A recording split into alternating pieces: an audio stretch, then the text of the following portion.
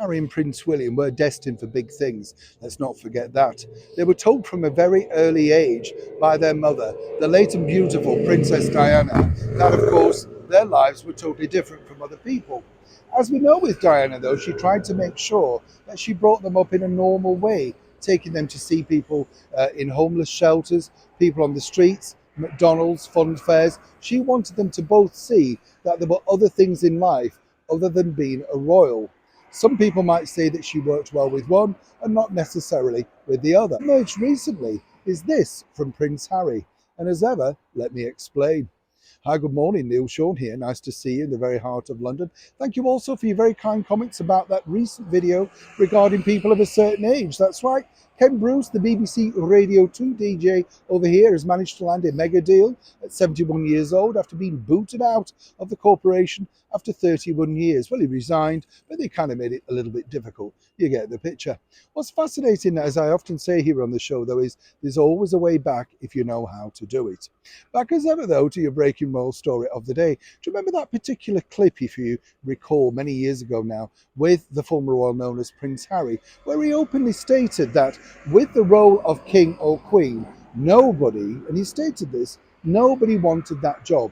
Everybody lived in fear because it was the one thing that nobody allegedly wanted, including him. Of course, he could say this by being at that point sixth in line to the throne. It was never really going to happen, never going to be his problem.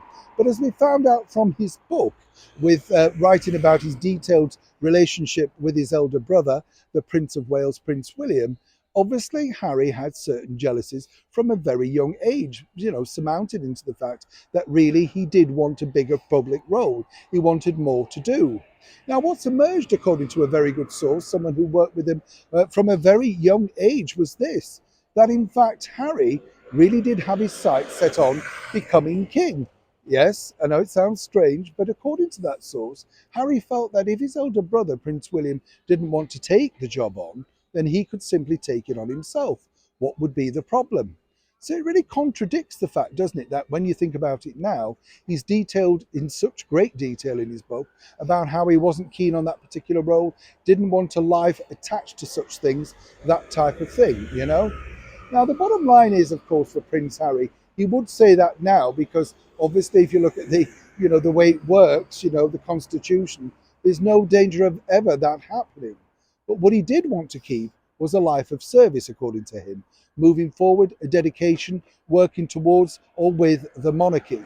But now even he claims that he's glad to be free of such constraints. Of course, all that changed when he decided to move away with his wife, Meghan Markle, and they realised exactly what power the attachment the monarchy could have, not just in money-making terms, but more importantly, of course, prestige, power and status.